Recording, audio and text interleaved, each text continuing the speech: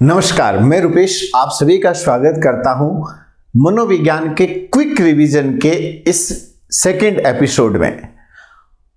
एक एपिसोड जो मैंने 2 पार्ट में अपलोड किया है वो था परिचय के चैप्टर को क्विक रिवीजन में, जिसमें हम कंसेप्ट मैप जो मेरे पीछे आप देख रहे उसकी सहायता से पूरे चैप्टर को हम लगभग 1 घंटे की अवधि में पूरे चैप्टर का रिवीजन कर लेंगे।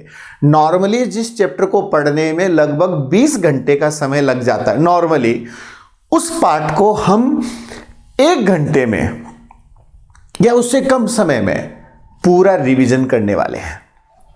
यानी परीक्षा से एन वक्त पहले आप लोगों का कम से कम समय में रिवीजन हो जाए, ऐसी मेरी अपेक्षा है कि भी मैं कम से कम समय लेते हुए आप लोगों के इस चैप्टर का रिवीजन करवा दूं, जिसमें हम उन सभी महत्वपूर्ण बिंदुओं को टच करते हुए स्टार्ट से लेकर एंड तक पूरे टॉपिक को हम देखने वाले हैं।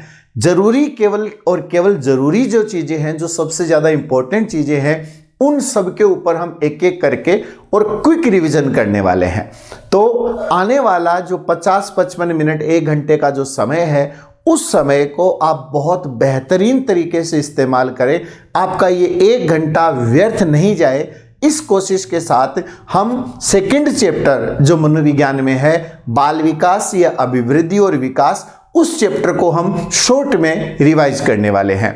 कंसेप्ट मैप की शुरुआत इसके केंद्रीय बिंदु से होती है, जिसका नाम अभिवृद्धि और विकास है। इसके अंतर्गत हम लोग ये देखेंगे कि सबसे पहले ये विकास होता किससे है, और उस विकास के अंदर 2 चीजें सबसे ज्यादा इंपॉर्टेंट होती हैं, आनुवंशिकी और वातावरण। हम सब जानते हैं कि किसी भी बच्चे का जो विकास होता है वो 2 चीजों का गुणनफल होता है, आनुवंशिकी और वातावरण। आनुवंशिकी और वातावरण यानी हेरिडिटी और एनवायरनमेंट की जो अंतःक्रिया होती है, आपस में जो क्रिया होती है, उसके द्वारा एक बच्चे का या एक व्यक्ति का विकास होता है। जब हम आनुवंशिकी की बात करते हैं तब आनुवंशिकी को हम 2 पार्ट में डिवाइड करते हैं, जीनोटाइप और फिनोटाइप। जीनोटाइप और फिनोटाइप का मतलब क्या है? जीनोटाइप को जीन प्ररूप कहते हैं और फिनोटाइप को दृश्य प्ररूप कहते हैं। जो आनुवंशिक विशेषताएं एक व्यक्ति अपने माता पिता, अपनी प्रजाति या अपने पूर्वजों से जो प्राप्त करता है, वो पूरी की पूरी जो आनुवंशिकी होती है उसको हम उसका जीनोटाइप या पूरा जेनेटिक मटेरियल कहते हैं। उसमें से कुछ ऐसी विशेषताएं होती हैं जो वातावरण के साथ अंतःक्रिया करके दृश्य हो जाती हैं, दिखाई देने लग जाती हैं। जैसे किसी की त्वचा का रंग, आंखों का रंग, उसकी हाइट, उसका शरीर, उसके बाल, ये सारी चीजें जो है, उसकी बॉडी का जो स्ट्रक्चर है, वो सारी चीजें, जैसे उसकी बुद्धि है, उसकी योग्यताएं हैं जो नजर आती हैं, उनको हम लोग कहते हैं फिनोटाइप या दृश्य प्ररूप। तो कुल मिलाकर आनुवंशिक विशेषताएं 2 प्रकार से दिखाई देती हैं, एक वो जो अंदर हमारा जेनेटिक मटेरियल है, जीनोटाइप, और दूसरी जो दृश्य प्ररूप है, जो दिखाई देती है, वो है फिनोटाइप। जीनोटाइप की वातावरण के साथ अंतःक्रिया करने से फिनोटाइप आता है। आनुवंशिकी जो भी हमारे पास पाई जाती है, उस आनुवंशिकी में अगर हम आगे चले तो आनुवंशिकी के नियम, आनुवंशिकी के सिद्धांत, आनुवंशिकी का स्थानांतरण और इसके कुछ जो इंपॉर्टेंट चीजें हैं वो हम एक एक करके डिस्कस करने वाले हैं। सबसे पहला बिंदु आता है कि जो आनुवंशिकी है उसका स्थानांतरण माता पिता से संतान में किस प्रकार होता है। तो आनुवंशिकी जो एक संतान को माता पिता से प्राप्त होती है, उसमें 2 लोग होते हैं, माता पिता दोनों। अब हम यहां देखें तो माता और पिता से एक संतान को 23 गुणसूत्र प्राप्त होते हैं। ये जो 23 गुणसूत्र जो होते हैं, ये माता और पिता से अलग अलग माध्यम से संतान को मिलते हैं। इन 23 में से 22 गुणसूत्र अन्य विशेषताओं को लेकर आते हैं, और जो 23वां गुणसूत्र होता है वो संतान के लिंग का निर्धारण करता है, इसलिए उसको लैंगिक या लिंगीय गुणसूत्र कहते हैं। जब ये कॉम्बिनेशन 44 + XX होता है तब हम पुत्री की बात करते हैं, और जब ये 44 + XY होता है तब संतान पुत्र होता है। माता में जो गुणसूत्र होते हैं वो 44 + XX होते हैं, और पिता में जो गुणसूत्र होते हैं वो 44 + XY होते हैं। तो पिता X भी दे सकता है और Y भी दे सकता है, तो Y देगा तो पुत्र और X देगा तो पुत्री। इस प्रकार इन आनुवंशिकी का स्थानांतरण होता है, और आनुवंशिकी के स्थानांतरण में जो सबसे इंपॉर्टेंट जो भूमिका होती है वो उन जीन की होती है जो गुणसूत्रों में पाए जाते हैं। तो आनुवंशिकी के मूल वाहक अगर हम देखें तो वो क्या होते हैं, वो गुणसूत्र होते हैं। तो आनुवंशिकी का स्थानांतरण जीन के माध्यम से होता है। आनुवंशिकी के टोटल 3 नियम बताए जाते हैं। पहला नियम है समानता का नियम या लाइक बिगेट्स लाइक का नियम, जो ये कहता है कि जैसे माता पिता होंगे वैसी संतान होगी। दूसरा नियम लॉ ऑफ वेरिएशन या विभिन्नता का नियम है, वो ये कहता है कि माता पिता में और संतान में एकदम समानता नहीं होती, एक ही माता पिता की संतान अलग अलग प्रकार की हो सकती है, जैसे एक बेल के लगने वाले सभी फल एक जैसे नहीं होते। और तीसरा है प्रतिगमन या लॉ ऑफ रिग्रेशन, वो ये कहता है कि आनुवंशिक विशेषताएं औसत की ओर गमन करती है। इसका मतलब बहुत लंबे माता पिता की संतान की हाइट उनसे कम होना या एकदम बौने माता पिता की संतान की हाइट उनसे ज्यादा होना, यह प्रतिगमन का नियम है। आनुवंशिकी के सिद्धांत को हम 5 पार्ट में डिवाइड करते हैं। सबसे पहला सिद्धांत विजमैन का है, जो ये कहता है कि एक बालक की जो आनुवंशिकी होती है वो बहुत पुरानी होती है, माता पिता आनुवंशिकी के संरक्षक होते हैं और वो संतान को आनुवंशिकी प्रदान करते हैं, और बीज कोश में या जो जन्म देने वाली जो कोशिकाएं होती हैं उनमें निरंतरता पाई जाती है। मेंडल जो कि आनुवंशिकी के जनक माने जाते हैं, उनका ये मानना है कि जो आनुवंशिक विशेषताएं जो होती हैं वो 3 नियमों का पालन करती हैं। प्रभावशालीता का नियम, जिसके अनुसार जो आनुवंशिक विशेषता प्रभावशाली होगी वो अपना प्रभाव दिखाएगी। पृथक्करण का नियम यह कहता है कि जो आनुवंशिक विशेषताएं होती हैं वे पृथक होने की कोशिश करते हैं, जब भी उनको मौका मिलता है वो पृथक हो जाती है। और स्वतंत्र अपयूहन का नियम यह कहता है कि माता और पिता से जो मिलने वाली आनुवंशिक विशेषताएं होती हैं वो आने वाली पीढ़ी को जब स्थानांतरित होती है, लेकिन वो एक दूसरे के साथ रहकर भी एक दूसरे से स्वतंत्र होती है, तो जब भी मौका मिलता है वो पृथक होने की कोशिश करती है। आप सब जानते हैं कि मेंडल ने आनुवंशिकी पर प्रयोग करने के लिए मटर के पौधों पर काफी प्रयोग किए थे और आनुवंशिकी के जनक भी मेंडल माने जाते हैं। फ्रांसिस गाल्टन का नाम बहुत महत्वपूर्ण होता है। शिक्षा मनोविज्ञान की शुरुआत के जनकों में भी फ्रांसिस गाल्टन को माना जाता है। फ्रांसिस गाल्टन ने आनुवंशिकी पर अध्ययन करते हुए हेरिडिटरी जीनियस नामक पुस्तक भी लिखी। जुड़वां बच्चों पर अध्ययन करने वाले सबसे पहले मनोवैज्ञानिक माने जाते हैं। शुरुआती बुद्धि परीक्षण इन्होंने किए थे और हेरिडिटरी जीनियस में इन्होंने ये कहा था कि जो श्रेष्ठ जो लोग होते हैं, जो बुद्धिमान लोग होते हैं, वो पैदा होते हैं, उन्हें बनाया नहीं जा सकता। अन्य 2 नियमों में डार्विन का नियम आता है और लेमार्क का नियम आता है। डार्विन ने उद्भववाद का सिद्धांत दिया था, जिसके अनुसार वे प्राणी जो अपनी प्रजाति का अस्तित्व बनाए रखना चाहते हैं उन्हें अपने वातावरण के साथ अनुकूलन स्थापित करना पड़ेगा, यानी सर्वोत्तम के चयन का सिद्धांत या प्राकृतिक वर्ण का सिद्धांत on the origin of species नामक पुस्तक में चार्ल्स डार्विन ने दिया था। लेमार्क ने अर्जित गुणों की वंशागति के बारे में यह कहा था कि जो लाखों वर्षों में जो भी प्रजातियां होती हैं वे जिन गुणों को अर्जित करती हैं वो आगे जाकर वंशानुगत हो जाते हैं। आनुवंशिकी के बाद दूसरा जो इसका पार्ट आता है वो आता है वातावरण। वातावरण के ऊपर 3 लोगों को हम सबसे इंपॉर्टेंट देते हैं। एक व्यवहारवादी, जैसे वाटसन ने कहा था कि आप मुझे 1 दर्जन बच्चे दो, मैं उनको कुछ भी बना सकता हूं। ऐसे ही जॉन लॉक का टेबुला रजा आता है, जो ये कहता है कि बालक जब जन्म लेता है तो वो खाली स्लेट की तरह पैदा होता है। इसी प्रकार व्यवहारवादी, चाहे वो वाटसन हो, चाहे स्किनर हो, चाहे कोई अन्य हो, वे वातावरण की भूमिका को स्वीकार करते हैं। वो ये कहते हैं कि वातावरण सब कुछ होता है, आनुवंशिकी ज्यादा महत्वपूर्ण नहीं होती। इसी प्रकार यूरी ब्रानफेन-ब्रेनर का जो मंडलीय मॉडल आप लोगों ने पढ़ा, जिसमें व्यक्ति सबसे निकट अपने सूक्ष्म तंत्र में यानी माइक्रोसिस्टम में होता है, उसके बाहर उसका मेसोसिस्टम होता है, उसके बाहर उसका एक्सोसिस्टम होता है और फिर मैक्रोसिस्टम होता है। एक घटना मंडल होता है जिसके अंतर्गत उसके जीवन में होने वाली उन घटनाओं को शामिल किया जाता है। इसी प्रकार दुर्गानंद सिन्हा ने भी एक 2 स्तर का मॉडल दिया था भारतीय संदर्भ के अनुसार, तो वो दोनों को हमने इसमें शामिल किया है। अभिवृद्धि और विकास किससे होता है ये हमने अभी देख लिया। इसके अलावा अगर हम देखें तो अभिवृद्धि और विकास की अवस्थाएं कौन कौन सी है, तो अवस्थाओं को हम मोटे तौर पर प्रसव पूर्व अवस्था, जो जन्म से लेकर गर्भधारण से लेकर जन्म होने तक की मानी जाती है। इसमें मुख्यतः 3 भाग होते हैं।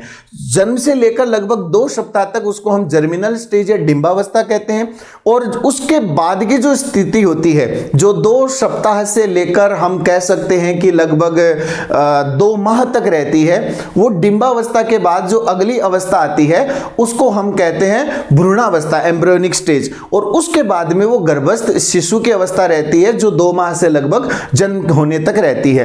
ये प्रसव पूर्व अवस्था होती है। उसके बाद में शिशुअवस्था आती है, फिर बाल्यावस्था, फिर किशोरावस्था, उसके बाद वयस्क और अंत में वृद्धावस्था। तो इन अवस्थाओं की विशेषताओं के ऊपर हमें ज्यादा अभी चर्चा करने की आवश्यकता भी नहीं है। जब हम अभिवृद्धि और विकास की बात करते हैं तो अभिवृद्धि और विकास किन चीजों से प्रभावित होता है तो उनके ऊपर भी हम लोग चर्चा कर लेते हैं। जब एक बच्चे का विकास होता है तो वो सबसे ज्यादा प्रभावित होती है उसकी आनुवंशिकी और उसके वातावरण से।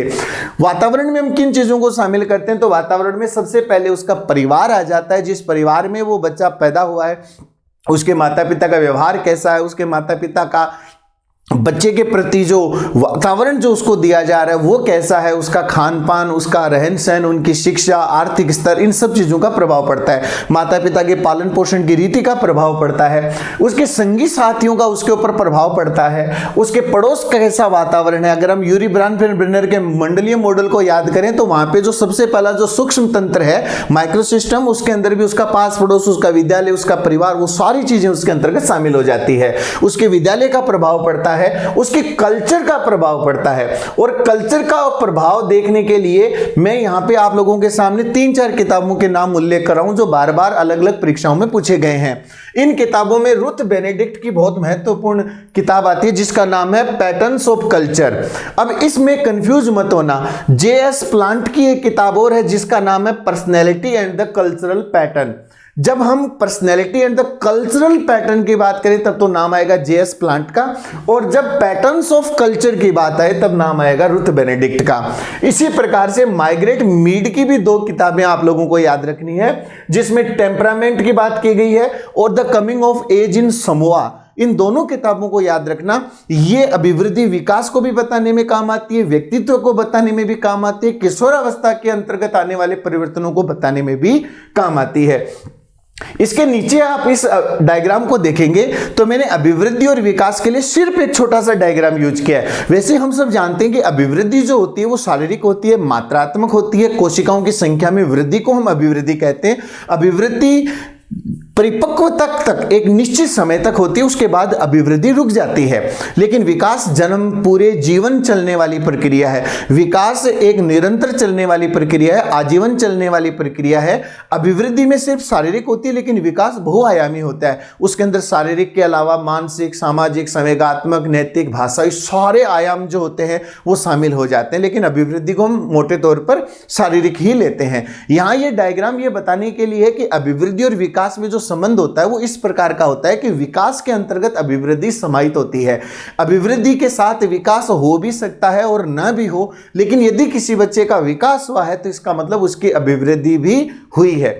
विकास के सिद्धांतों को भी आपको याद रखना है कि जो विकास होता है वो एक अवस्था का पालन करता है। विकास में व्यक्तिगत भेद होते हैं, विकास की दर जो होती है वो असमान होती है, विकास का एक निश्चित पैटर्न होता है। विकास जो होता है वो सीधा लंबवत न होकर वर्तुलाकार होता है क्योंकि विकास पीछे की ओर लौटकर जो पीछे की विशेषताएं होती हैं उनको स्थायित्व प्रदान करता है। विकास की भविष्यवाणी की जा सकती है। विकास सार्वभौमिक होता है। विकास जीवन पर्यंत चलने वाली प्रक्रिया है। विकास बहुआयामी होता है। विकास में व्यक्तिगत भेद पाए जाते हैं। ये सारी चीजें जो हैं वो विकास के सिद्धांतों को बताने में काम आती है। इसके बाद हम आगे बढ़ते हैं और अगले महत्वपूर्ण पड़ाव में आते हैं और वो है हमारा विकास के आयाम।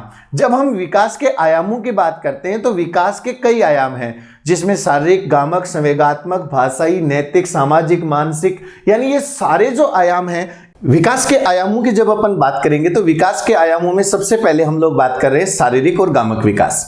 शारीरिक और गामक विकास की जब अपन बात करते हैं तो शारीरिक और गामक विकास का मतलब है कि जब एक बच्चे के शरीर के विभिन्न अंगों का विकास जब होता है, और गामक विकास की बात करते हैं तो जो हमारे शरीर की जो मांसपेशियां हैं उनका जो कंट्रोल है, उनका जो कोऑर्डिनेशन है, उनका जो समन्वय है, उनका जो नियंत्रण है और हमारी मांसपेशियों के द्वारा हम कितना बेहतरीन तरीके से कोई काम कर सकते हैं वो गामक विकास के अंतर्गत आता है।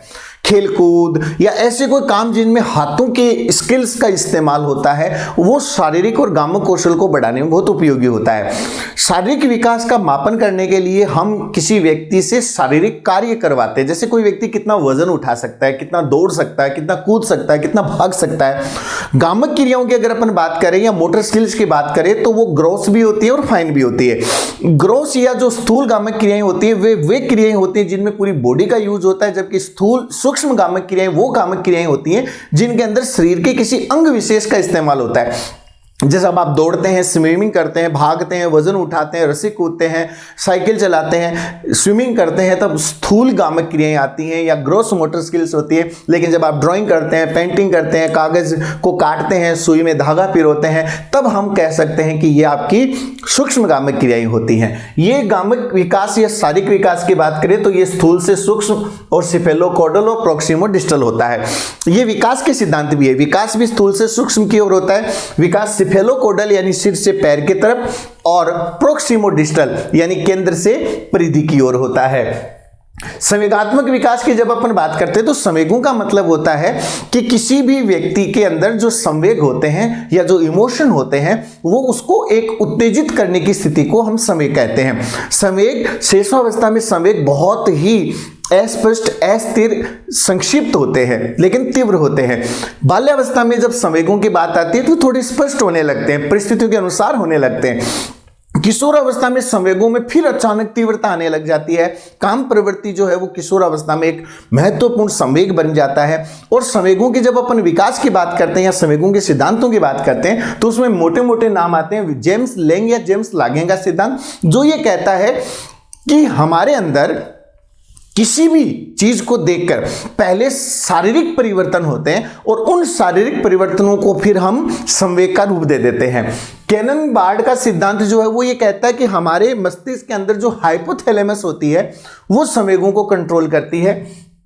सेक्टर सिंगर और लजारस का जो सिद्धांत है वो लेवल का सिद्धांत है या कॉग्निटिव लेवल या संज्ञानात्मक लेवल का सिद्धांत है जो ये कहता है कि जब भी बाहर से कोई भी उत्तेजना हमें मिलती है, जैसे आपने कोई हिंसक पशु को देखा, जैसे उस हिंसक पशु को देखा आपके शरीर के अंदर कुछ ऐसे परिवर्तन आए, जैसे आपको डर लगा, आपके हृदय की धड़कन तेज हो गई, आपकी सांसें फूलने लग गई, उसी समय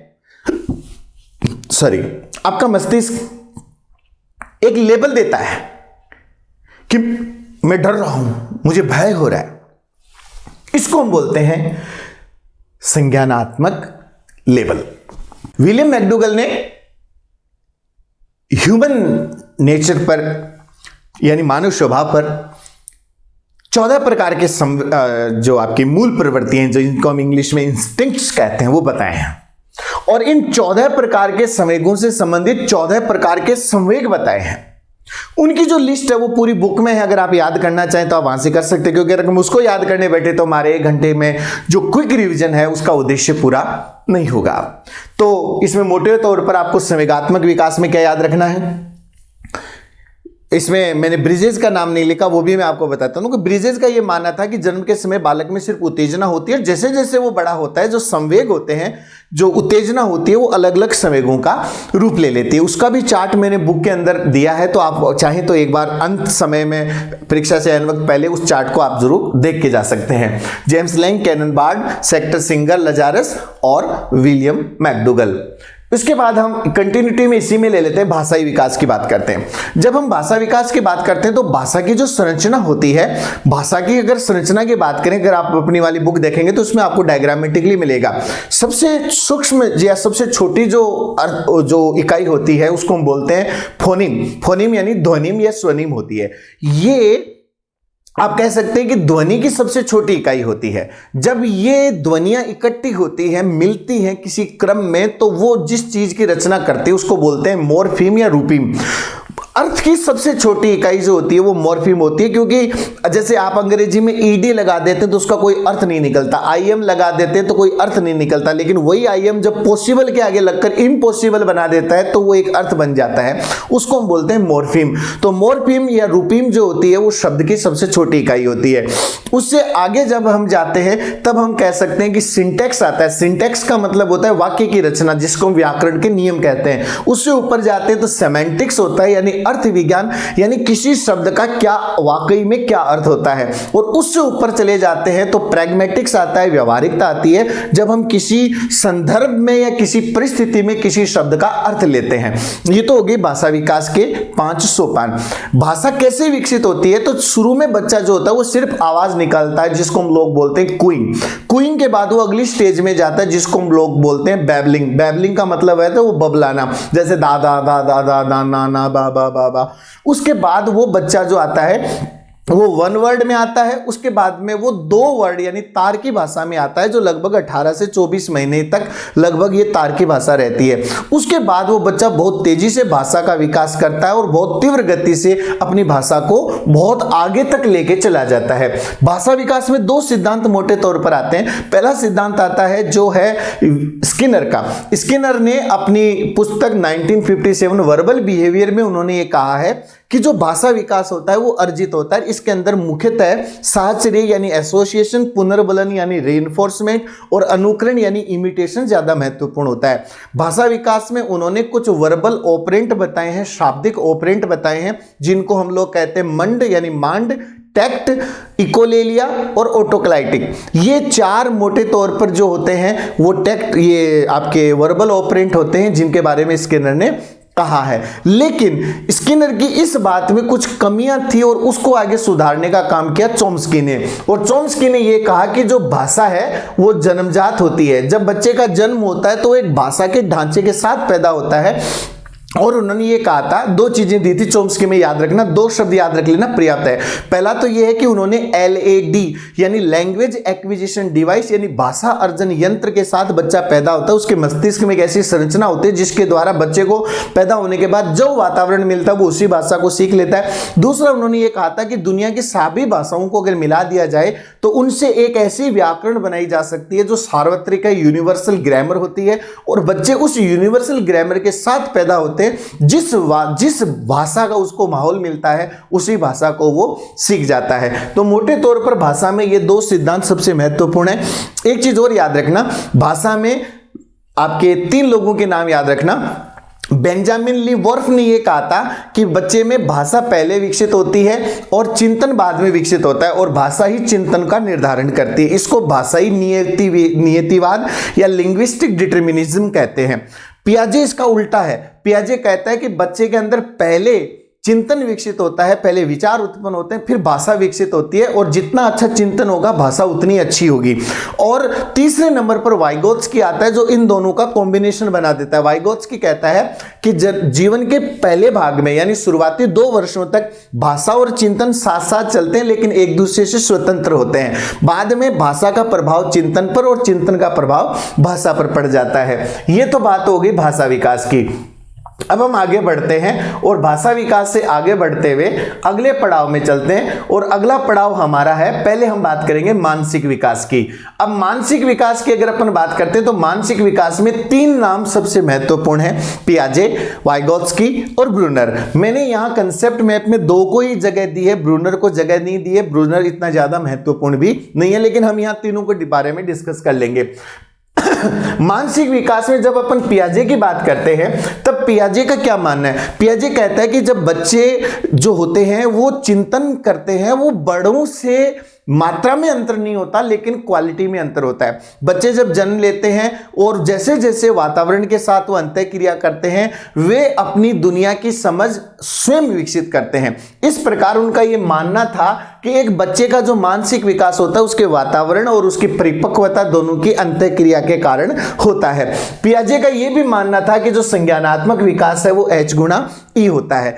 संज्ञानात्मक विकास में पियाजे ने मुख्य रूप से दूसरों के साथ होने वाली अंतःक्रिया, उसकी जैविक परिपक्वता, वातावरण से उसको मिलने वाले अनुभव आदि को उन्होंने महत्व दिया। ज्यादा महत्व उन्होंने इन्हीं चीज को दिया। पियाजे ने अपने सिद्धांत को बताने के लिए यह कहा कि जो बच्चे हैं वो छोटे वैज्ञानिक होते हैं, मिनी साइंटिस्ट होते हैं, छोटे लिटिल साइंटिस्ट होते हैं और वे अन्वेषण करते हुए अपनी दुनिया की समझ स्वयं विकसित करते हैं। और यही कारण है कि पियाजे को संज्ञानात्मक निर्मितिवाद या आप कभी कभी इसको रेडिकल या मौलिक निर्मितिवाद का जनक भी कह सकते हैं। और क्योंकि बाद में वॉन ग्लेसर्सफेल्ड ने जो रेडिकल या जो इसको मौलिक निर्मितिवाद कहते हैं वो दिया था, वो पियाजे से प्रभावित होकर ही उन्होंने दिया था। पियाजे ने अपने संज्ञानात्मक विकास में सबसे ज्यादा जिसको जोर दिया है वो है अनुकूलन की प्रक्रिया। उनका यह मानना था कि जो ज्ञान बच्चे को मिलता है बाहर से, जो भी उसको बाहर से प्राप्त हो रहा है, वह ज्ञान उसके मस्तिष्क में एक स्कीमा के रूप में भंडारित होता है। स्कीमा ज्ञान की मानसिक संरचना होती है। स्कीमा के अंदर जो ज्ञान होता है, अब जब बाहर से उसको कोई दूसरे प्रकार का ज्ञान प्राप्त होता है, कोई और जानकारी उसको प्राप्त होती है, तो वहां पर एक अनुकूलन की प्रक्रिया होती है जो निरंतर चलती रहती है। अनुकूलन का मतलब है कि अंदर और बाहर की दोनों की परिस्थितियों के बीच में संतुलन या इक्विलिब्रियम बनाए रखना। और यह संतुलन की प्रक्रिया बनाने के लिए पियाजे ने अनुकूलन को दो पार्ट में डिवाइड किया। उसमें एक कहलाता है एसिमिलेशन यानी समावेशन और दूसरा कहलाता है एकोमोडेशन यानी समायोजन।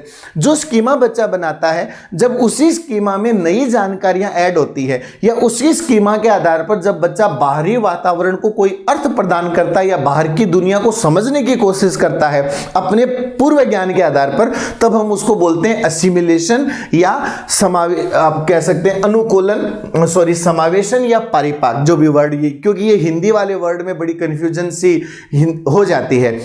अंग्रेजी में आप लोग याद रखें एसिमिलेशन। एसिमिलेशन का मतलब है कि अपनी पूर्व की स्कीमा में नई जानकारी को डालना या अपने वातावरण को अपनी पूर्व स्कीमा के अनुसार उसकी व्याख्या करना। जैसे एक बच्चे को गाय के बारे में 5 बातें पहले से पता है, 2 बातें और पता चलती है, तो वो एसिमिलेशन के द्वारा उसकी स्कीमा में ऐड हो जाती है। एकोमोडेशन का मतलब है कि कई बार ऐसी जानकारी हमारे सामने आती है जो हमारी वर्तमान स्कीमा में एडजस्ट नहीं हो पाती है। ऐसी स्थिति में हम लोग क्या करते हैं कि अपनी जो जानकारियां जो बाहर से मिल रही है उसके आधार पर अपनी वर्तमान स्कीमा में किसी भी प्रकार का संशोधन कर देते हैं या कभी कभी नई स्कीमा का निर्माण भी हमें करना पड़ जाता है। अपनी वर्तमान स्कीमा में किसी भी प्रकार का संशोधन करना या नई स्कीमा बनाना एकोमोडेशन यानी समायोजन कहलाता है। और ये दोनों प्रक्रियाएं मिल जाती हैं तब हम उसको क्या कहते हैं, अनुकूलन। क्या होता है, जब भी कोई नई जानकारी हमारे सामने आती है, अगर वो जानकारी हमारी पहले वाली स्कीमा में फिट नहीं बैठती है, तब हम एक प्रकार का असंतुलन महसूस करते हैं। उस असंतुलन को कम करने के लिए यानी वापस संतुलन बनाने के लिए हम अपने आप अभिप्रेरित हो जाते हैं, मोटिवेट हो जाते हैं, ताकि हम नई जानकारी को अपनी स्कीमा में एडजस्ट कर सके। और उसके लिए 2 कार्य होते हैं, एसिमिलेशन और एकोमोडेशन। ये दोनों मिल जाते हैं तो अनुकूलन बन जाता है। पियाजे ने अपने सिद्धांत में कुछ महत्वपूर्ण विशेषताएं बताई, जैसे अहम केंद्रवाद, जिसके अंदर बच्चे सिर्फ अपने दृष्टिकोण को ही महत्वपूर्ण मानते हैं, दूसरों के दृष्टिकोण को वो ग्रहण नहीं कर पाते हैं। अहम केंद्रवाद के कारण बच्चे के अंदर जीववाद की स्थिति आती है, जहां वो सजीव और निर्जीव में भेद नहीं कर पाता है। अहम केंद्रवाद के कारण बच्चे में कृत्रिमतावाद आता है, जिसके कारण वो घटनाओं के पीछे कोई ना कोई आर्टिफिशियल या कोई कृत्रिम कारण मानता है। जैसे बादल जो हैं वो इसलिए सफेद हैं कि किसी ने उनके ऊपर सफेद रंग कर दिया, या तेज हवा इसलिए चल रही है कि कोई आदमी बहुत तेज हवा चला रहा है। इसी अहम केंद्रवाद के कारण बच्चों के अंदर एक पारगमन तर्कना या ट्रांसडक्टिव रीजनिंग भी होती है, जिसके कारण बच्चे जो होते हैं वो 2 असंबंधित घटनाओं को आपस में कनेक्ट कर देते हैं। जैसे बाहर कुत्ता भौंका और बच्चे के हाथ से गुब्बारा गिर गया या बच्चे के हाथ से बॉल गिर गई, तो बच्चा ये बोलेगा कि कुत्ते ने बॉल गिरा दी। यानी 2 एक साथ घटित होने वाली घटनाओं के बीच में बच्चा कनेक्शन स्थापित कर देता है, उसको हम बोलते हैं पारगमन तर्कना या ट्रांसडक्टिव रीजनिंग।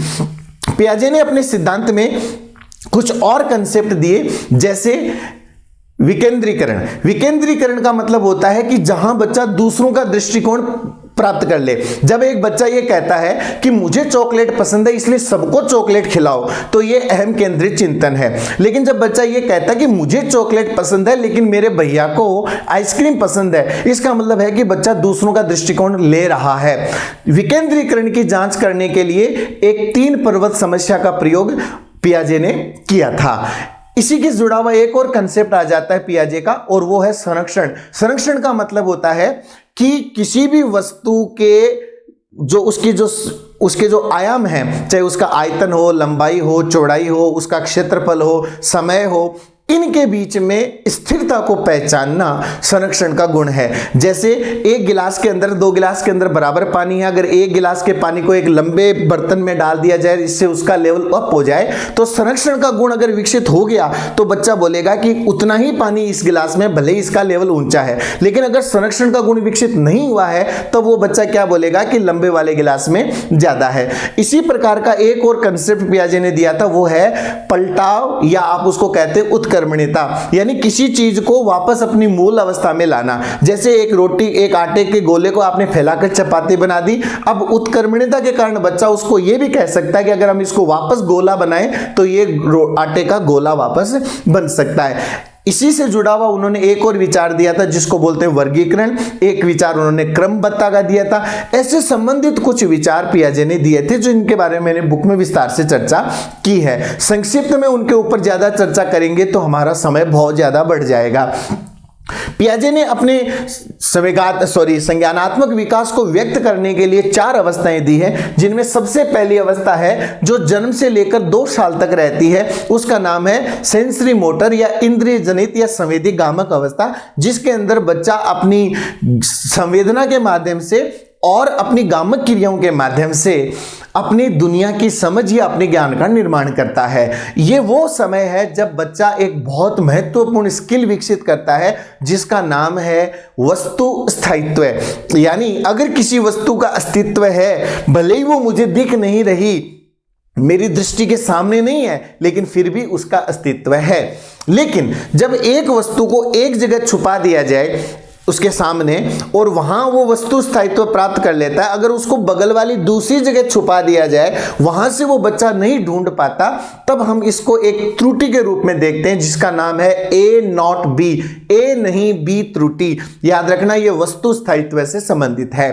लेकिन अगर किसी बच्चे ने संरक्षण के अंदर कोई त्रुटि दिखा दी, संरक्षण में जैसे एक जगह वो संरक्षण लगा रहा है लेकिन दूसरी जगह संरक्षण नहीं लगा पा रहा, तो इसको हम लोग कहते हैं हॉरिजॉन्टल डेकेलेज या क्षैतिज डेकेलेज को बोलते हैं, त्रुटि कह सकते हैं। एक इस आपका फ्रेंच भाषा का शब्द है डेकेलेज, जिसका मतलब होता है पीछे रह जाना, या विसंगति भी इसके लिए हिंदी में वर्ड यूज कर सकते हैं। याद रखना क्षैतिज विसंगति जो वर्ड आएगा वो तो संरक्षण में कमी के कारण आएगा, और ए नॉट बी जो त्रुटि है उसका संबंध वस्तु स्थायित्व से है, और बिकर वाला प्रयोग संरक्षण से संबंधित है, और 3 पर्वत समस्या वाला जो प्रयोग है वो विकेंद्रीकरण से संबंधित है।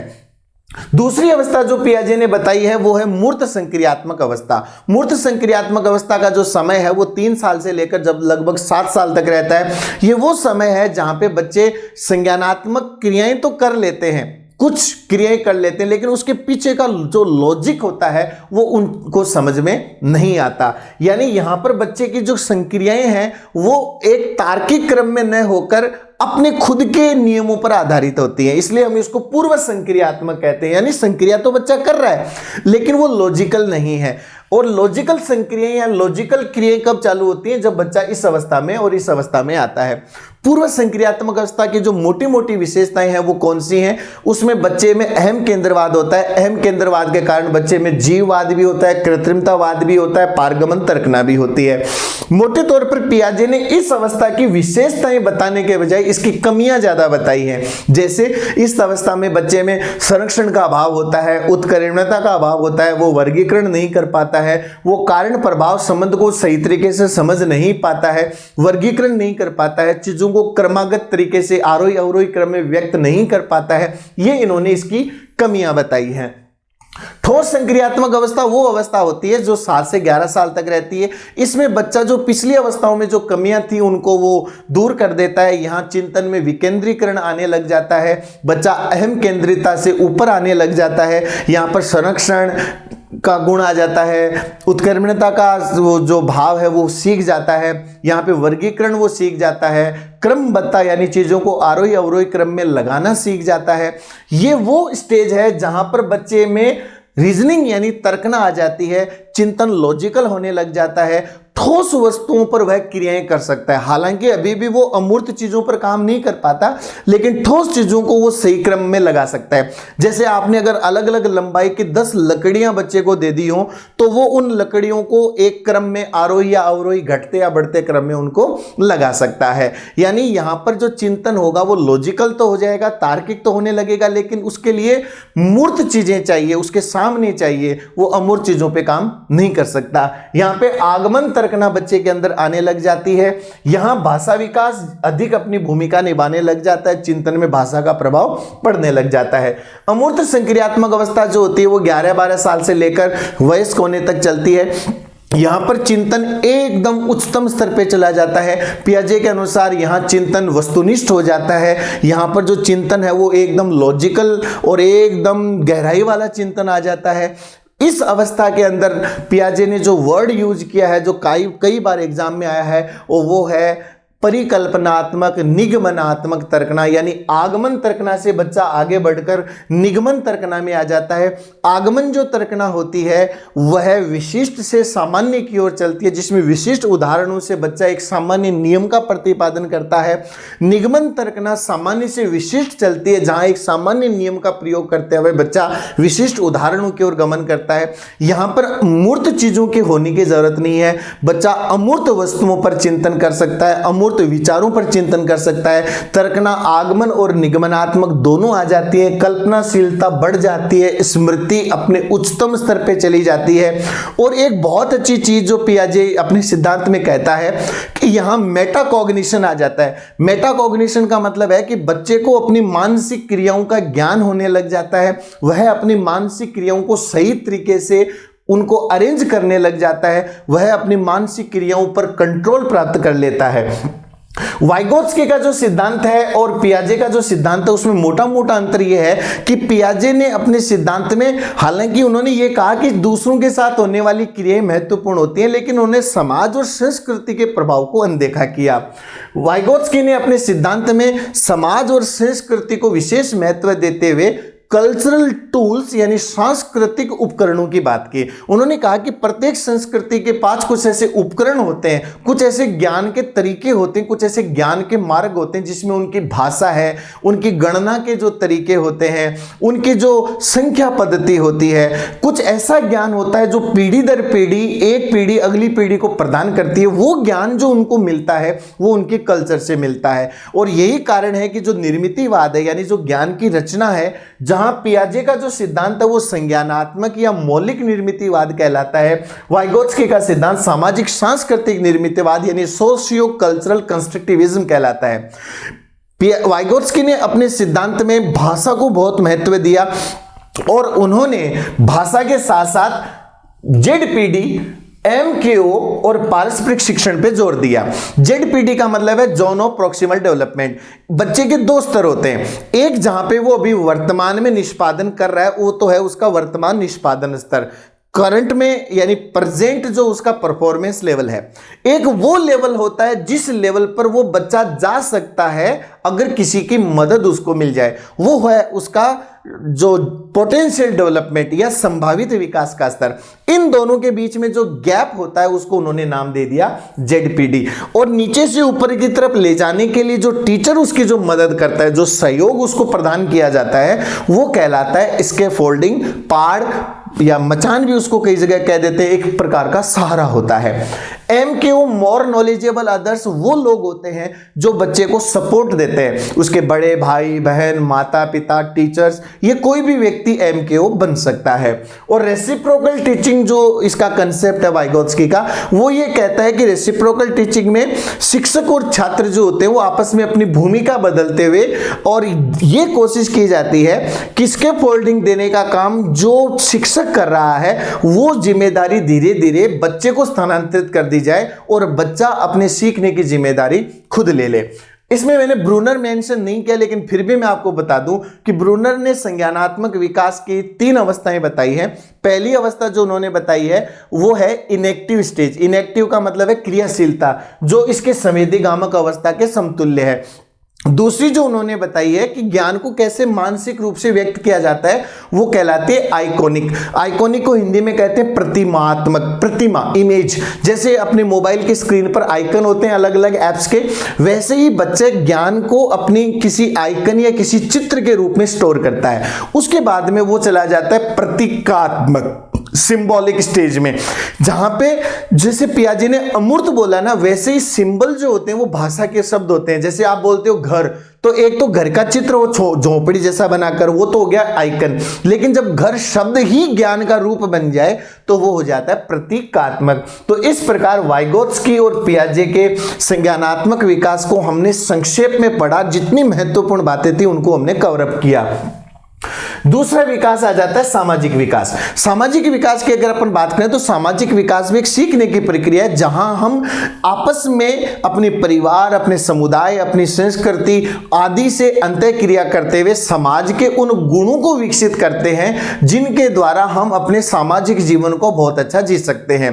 समाज के रीति रिवाजों को, समाज के परंपराओं को, समाज के मान्यताओं को, दूसरों के साथ सहयोग करना, परोपकार करना, सामाजिक दायित्वों को निभाना, सामाजिक संबंधों को समझना, ये सारी चीजें सामाजिक विकास के अंतर्गत आती हैं। आप ये कह सकते हैं कि सामाजिक संबंधों में परिपक्वता प्राप्त करना ही सामाजिक विकास है। सामाजिक विकास में जब बच्चा जन्म होता है वो उतना सामाजिक नहीं होता, उसको नहीं पता, लेकिन जैसे ही वो अपनी मां से जुड़ता है सामाजिकता का पाठ वहीं से चालू हो जाता है। बाल्यावस्था में जब बच्चे आते हैं तब वह अपनी समलिंगी मित्रता करते हैं और लड़के और लड़कियों के अलग अलग झुंड बन जाते हैं। लड़कों की गैंगेज आ जाती है, यानी समलिंगी मित्रता आ जाती है। लेकिन बाद में जब वही बच्चे जब किशोर अवस्था में जाते हैं तो वह अपने किसी समूह के प्रति अपनी भक्ति का प्रदर्शन करने लग जाते हैं। हालांकि किशोर अवस्था में मित्रता जो होती है वो समलिंगी भी होती है, विषमलिंगी भी होती है, व्यक्तिगत होने लग जाती है। और इसके बाद आ जाते हैं हम सबसे इंपॉर्टेंट नैतिक विकास में। नैतिक विकास के दो सिद्धांत हैं पियाजे और कोलबर्ग का। पहले पियाजे की बात करते हैं। पियाजे ने नैतिक विकास को और संज्ञानात्मक विकास को आपस में कनेक्ट करके देखा है। उन्होंने कहा कि जैसे जैसे बच्चे का संज्ञानात्मक विकास होता है उसी के साथ साथ उसका नैतिक विकास भी होता है। पियाजे ने नैतिक विकास की दो अवस्थाएं बताई है, प्रायत और स्वायत्त। प्रायत का मतलब क्या होता है? दबाव की नैतिकता। इसको बोलते हैं, जो प्रायत नैतिकता है वो होती है हेटेरोनोमस। हेटेरोनोमस का मतलब है कि दूसरों के दबाव में या दूसरों के द्वारा जो नियम प्रतिपादित किए गए हैं, दूसरों के द्वारा जो दबाव डाला जाता है, चाहे वो दूसरों के द्वारा दिया जाने वाला दंड हो या दूसरों के द्वारा दी जाने वाली कोई आज्ञा हो, उनके द्वारा बच्चे की नैतिकता का निर्धारण होता है। आप ये कह सकते हैं कि ये वो अवस्था है जहां बच्चे दूसरों को गॉड लाइक मानते हैं। जैसे मेरे पापा ने बोल दिया मतलब भगवान ने बोल दिया, मेरे टीचर्स ने बोल दिया मतलब भगवान ने बोल दिया। यहां पर ये वो स्थिति होती है जहां जो भी बच्चे से गलतियां होती हैं उन गलतियों का परिणाम देखा जाता है कि उन गलतियों का परिणाम कितना बड़ा है। लेकिन वही बच्चे जब आगे जाकर स्वायत्त स्थिति में आते हैं, ऑटोनमस आ जाते हैं, यहां बच्चे की अपनी नैतिकता आ जाती है, अपने नियम, अपने सिद्धांत। इस अवस्था में जब बच्चा आ जाता है तब यह नहीं देखा जाता कि किसी भी गलती का परिणाम क्या रहा, यहां यह देखा जाता है कि इसके पीछे इस अगले व्यक्ति का उद्देश्य क्या था। Intentions are more important in this stage, कि आपका उद्देश्य क्या था। यानी बिना मतलब जानबूझकर की जाने वाली छोटी गलती भी बड़ी बन जाती है इस अवस्था में। जैसे एक बच्चे ने जानबूझकर एक कपड़े में इतना सा छेद कर दिया और दूसरे बच्चे की गलती से एक कपड़े में इतना बड़ा छेद हो गया, तो इस अवस्था में यानी प्रायत में बड़ा वाला छेद बड़ा दंड लाएगा। लेकिन इस अवस्था में जब बच्चा आ जाता है तो वो कहता है कि भले ही ये छेद छोटा हो, लेकिन चूंकि इसने जानबूझकर ये नुकसान किया है इसलिए इसकी गलती बड़ी है। तो यह सब पियाजे का मानना था। कोलबर्ग का जो सिद्धांत है उसमें उन्होंने मोटे तौर पर किसी भी नैतिक निर्णय के पीछे की जाने वाली जो नैतिक तर्कना होती है, जो मॉरल रीजनिंग होती है, उसके ऊपर उन्होंने बल दिया। उन्होंने बच्चों पर कुछ ऐसी कहानियां सुनाई जिसमें हेंज दिलेमा भी काफी महत्वपूर्ण है, हेंज दुविधा जिसको हम लोग कहते हैं, यानी ऐसी कहानियां सुनाना जिससे बच्चा जो है वो नैतिक दुविधा में फंस जाए और उस नैतिक दुविधा में बच्चा जो निर्णय लेता है कि भाई ये क्या सही है क्या गलत है, उस निर्णय के पीछे जो बच्चे का जो लॉजिक है, उसकी जो तर्कना है, जिसको मॉरल रीजनिंग या नैतिक तर्कना कहते हैं, उसके आधार पर कोलबर्ग ने अपना ये सिद्धांत दिया। इस सिद्धांत में उन्होंने कुल 3 स्तर दिए। पहला स्तर जो है वो पूर्व परंपरागत है, यानी बच्चे को अभी परंपराओं का ज्ञान नहीं है। दूसरा स्तर परंपरागत यानी कन्वेंशनल है, और तीसरा उत्तर परंपरागत यानी पोस्ट कन्वेंशनल है। हर स्तर में उन्होंने 2 अवस्थाएं दी हैं। हम इन 6 अवस्थाओं की शॉर्ट में चर्चा करते हैं। सबसे पहले जो प्री कन्वेंशनल स्तर या पूर्व परंपरागत स्तर होता है, इसकी जो पहली अवस्था होती है उसको उन्होंने नाम दिया दंड एवं आज्ञाकारिता उन्मुक्ता, यानी दंड एवं आज्ञाकारिता यानी पनिशमेंट एंड ओबीडियंस ओरिएंटेशन। इसका मतलब है कि बच्चे की नैतिकता 2 चीजों से निर्धारित होती है, किस चीज का क्या दंड मिल सकता है और किस चीज के लिए मुझे क्या आज्ञा दी गई है। यानी दूसरों के द्वारा दिए जाने वाले दंड और उनकी आज्ञा के द्वारा बच्चे की नैतिकता का निर्धारण हो, तो यह पूर्व परंपरागत स्तर की पहली अवस्था है। इसकी दूसरी अवस्था होती है साधनात्मक सापेक्षतावादी उन्मुक्ता यानी इंस्ट्रूमेंटल रिलेटिविस्टिक ओरिएंटेशन। इसका मतलब है कि आप मेरे लिए ये करें, मैं आपके लिए ये करूं, यानी एक दूसरे, आप ये ऐसा भी कह सकते हैं कि ये पर्सनल कॉन्कॉर्ड, ये आपका एक कह सकते हैं म्यूचुअल रेसिप्रोसिटी यानी आपसी पारस्परिकता, कि आप मेरे को ये दो मैं आपको ये दूं, यानी आप मेरी पीठ पे खुजली करो मैं आपकी पीठ पे खुजली करूं। या आप ये भी कह सकते हैं कि जो मेरे लिए अच्छा है वही अच्छा है, यानी जो बुआ मेरे लिए टॉफियां लाती है वो बुआ अच्छी है, जो बुआ मेरे लिए कुछ नहीं लेकर आती वो मुझे अच्छी नहीं लगती, मैं उसके प्रणाम भी नहीं करता।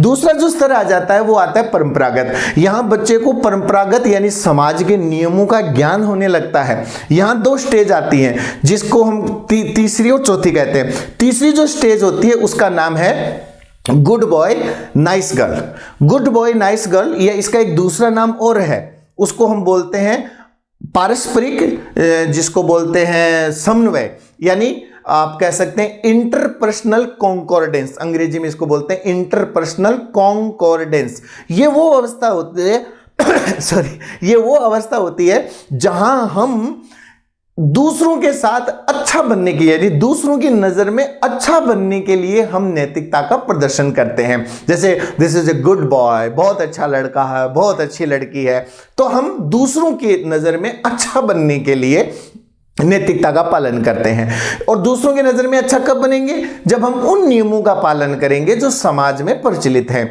इसी अवस्था का दूसरा जो पार्ट है वो है लॉ एंड ऑर्डर ओरिएंटेशन, यानी कानून और व्यवस्था, जिसके अंतर्गत हम जो समाज में स्थापित नियम है उनका पालन करते हुए, जो समाज में स्थापित है उन नियमों का पालन करते हुए अपनी नैतिकता का प्रदर्शन करते हैं। जब हम इससे ऊपर उठ जाते हैं तब आ जाती है पोस्ट कन्वेंशनल, या आप कह सकते हैं उत्तर परंपरागत। इसकी जो पहली उप अवस्था है या 5वीं अवस्था हम कह सकते हैं वो है सोशल कॉन्ट्रैक्ट ओरिएंटेशन, यानी सामाजिक अनुबंध उन्मुक्ता। सामाजिक अनुबंध उन्मुक्ता का मतलब है कि जितने भी जो सामाजिक नियम है ये आपको और हमें आपस में जोड़ने के लिए है, लेकिन इन नियमों के द्वारा अगर किसी के व्यक्तिगत अधिकारों का हनन हो रहा है तो ये चीज गलत है। जैसे अगर हम कह सकते हैं कि किसी पर्टिकुलर जगह पर जाने के लिए किसी व्यक्ति को रोका गया है तो ये रोका जाना गलत है। आप ये कह सकते हैं कि मेरे अधिकारों की रक्षा हो तो आपके अधिकारों की भी रक्षा हो, यानी ये सामाजिक नियमों से एक प्रकार से ऊपर उठने की स्थिति होती है, जिसको बोलते हैं सामाजिक अनुबंध उन्मुक्ता या सोशल कॉन्ट्रैक्ट ओरिएंटेशन। और उसके ऊपर जो लास्ट है वो है सार्वभौमिक या सार्वत्रिक नीतिपरक सिद्धांत उन्मुक्ता, यूनिवर्सल एथिकल प्रिंसिपल ओरिएंटेशन। इस अवस्था में आप कह सकते हैं कि जो तर्कना, जो नैतिक जो रीजनिंग होती है वो अंदर के मूल्यों पर आ जाती है। अंदर ग्लानि महसूस होती है जब नियम कानून को कोई टूटता है तो ग्लानि बाहर से नहीं आती, कोई कहता नहीं है, अंदर से फील होता है। यानी जब आपकी नैतिकता अंदर से उत्पन्न हो जाए, यानी ये नैतिकता का एक उच्चतम स्तर माना जाता है, जहां पे कॉलबर्ग मानता है कि कोई व्यक्ति ही पहुंचता है। तो इस प्रकार ये नैतिकता के 3 अवस्थाएं और हर अवस्था के 2 स्तर। तो इस प्रकार ये 6 भागों में हमने इसको पढ़ा। ये तो था हमारा अभिवृद्धि और विकास के इन बेसिक आयामों के साथ कुछ जरूरी चीजें। अब हम किशोर अवस्था के बारे में कुछ चीजों की चर्चा और करेंगे, क्योंकि ज्यादा सवाल किशोर अवस्था पर आते हैं। अब हम किशोरावस्था की कुछ अवस्थाओं की बात करते हैं, क्योंकि किशोरावस्था काफी महत्वपूर्ण अवस्था है। किशोरावस्था की बात करें तो सबसे पहले हम बिंदु ले रहे हैं किशोरावस्था की विशेषताएं।